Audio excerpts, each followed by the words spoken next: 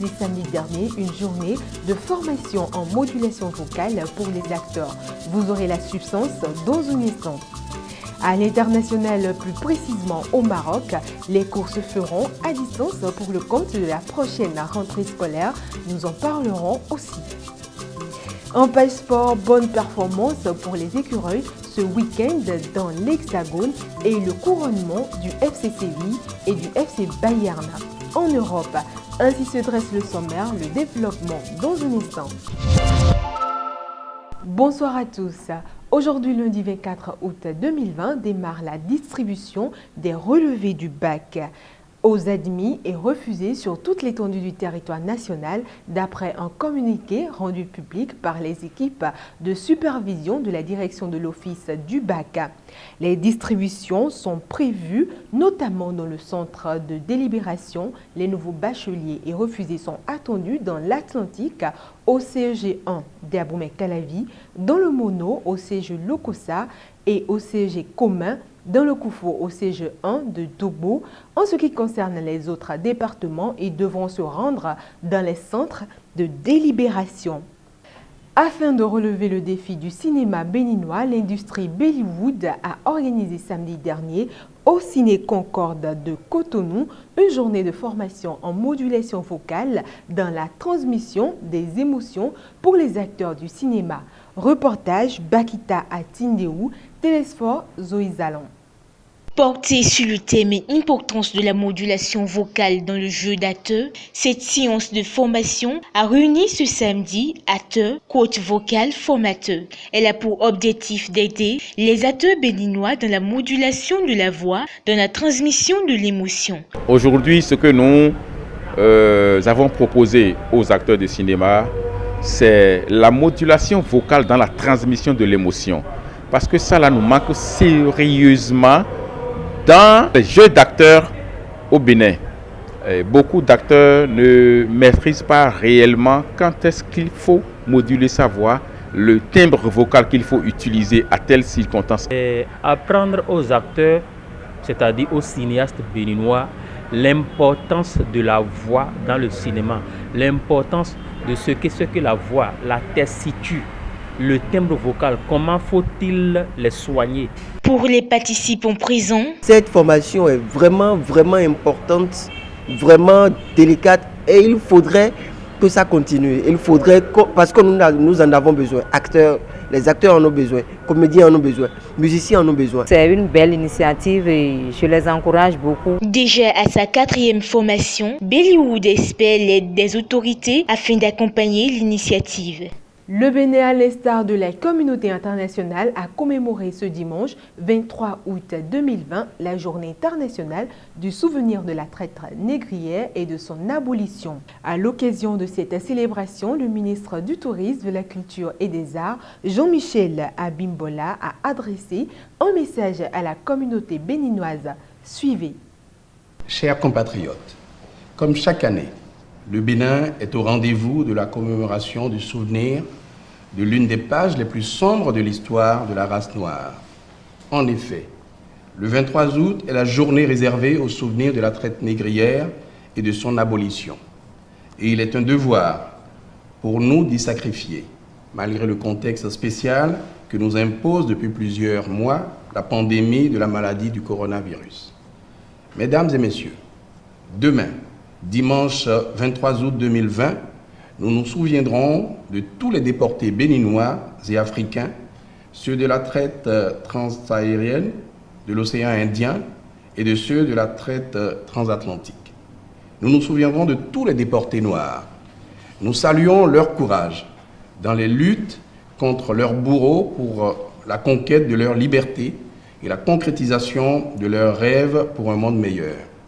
Le devoir du ministère du Tourisme, de la Culture et des Arts, comme de tout Béninois et au-delà de tout homme, est d'œuvrer afin que l'histoire de la traite négrière et de l'esclavage ne soit pas oubliée. Réalisation d'objets d'art à base de papier journaux, généralement laissés aux vendeuses de pain. Les papiers journaux servent à bien d'autres choses. Eric Aranzo reste un pétrificateur des papiers journaux.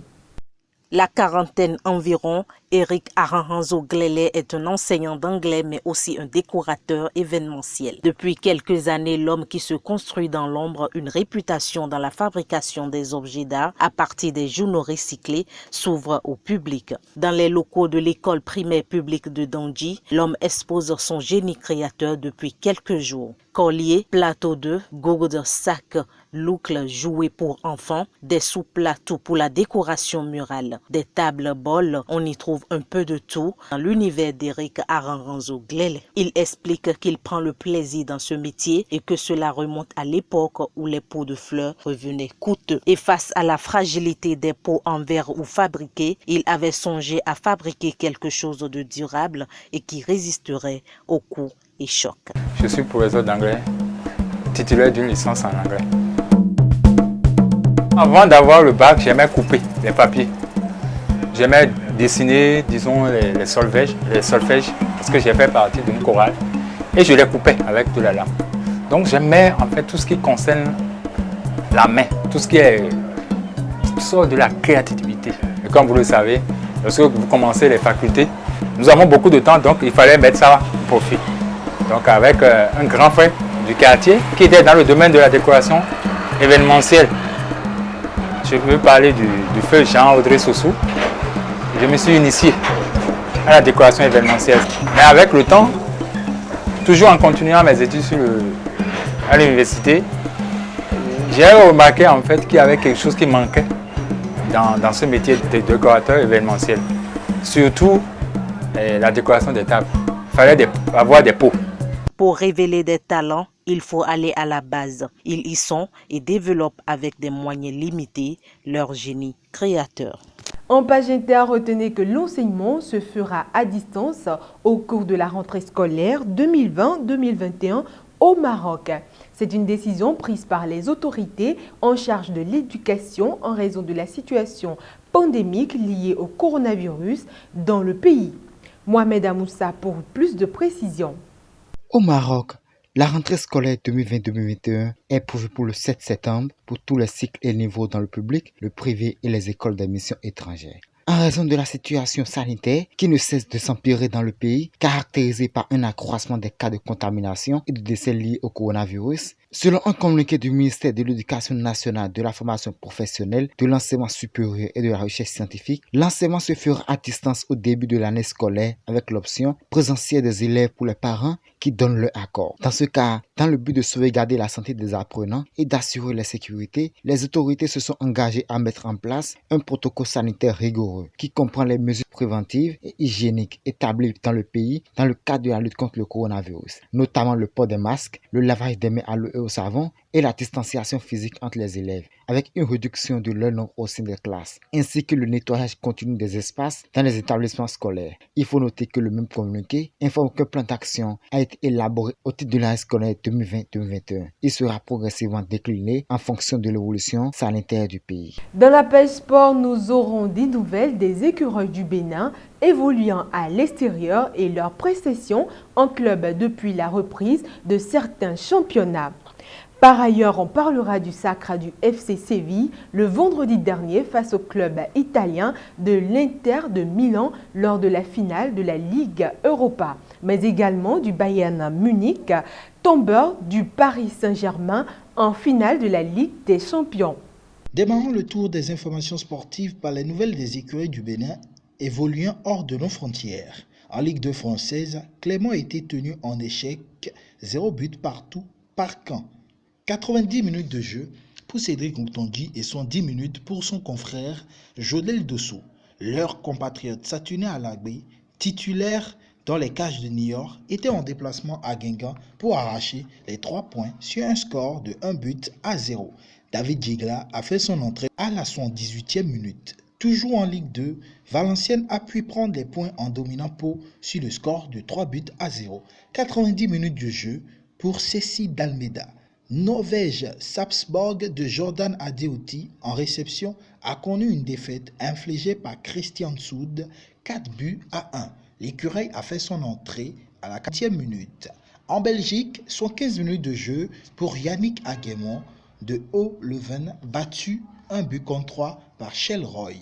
Si les championnats ont repris pour déterminer les clubs qui iront représenter leur nation dans les différentes compétitions européennes la saison prochaine, à Lisbonne, on assistait à un fantastique lever de rideau. Une affiche de gala entre deux habitués de l'Europa League. Le FC Séville de Julen Lopetegui avec 5 titres dans ses escarcelles contre l'Inter de Milan d'Antonio Conte qui, quant à lui, a 3 titres. Un duel de revanchards l'attendait contre son homologue Julen Lopetegui. Les 45 premières minutes se sont soldées sur un score nul de 2 buts partout. Ce n'est qu'à la reprise de la seconde partie que Lukaku inscrit un but contre son camp et donne l'avantage au club espagnol qui décroche ainsi son 6e trophée. Ce 6e trophée en 6 finales de C3 pour Séville, tous conquis depuis 2006, confirme la mainmise récente du club andalou sur la C3. Avec 12 sacres désormais, selon les données de l'UEFA, l'Espagne est aussi le pays comportant le plus de succès dans cette compétition devant l'Italie qui en est à 9, dont le dernier titre remonte au XXe siècle avec Parme en 1999. À Cologne pour la Ligue des Champions, le PSG a perdu ce dimanche soir la première finale de Ligue des Champions de son histoire. Battu sur la plus petite des marques, 1-0 par un Bayern Munich qui s'offre un 6e sacre. Le tout grâce au but de l'ancien Parisien Kingsley Coman. Alors que Paris voulait concourir sa première Ligue des Champions, écrire la plus belle page de son histoire, c'est bel et bien le Bayern Munich qui a décroché son 6e sacre au thème d'une finale animée et pour le moins disputée. Fin de ce premier journal télévisuel de la semaine que nous vous remercions d'avoir suivi. Excellente soirée à tous.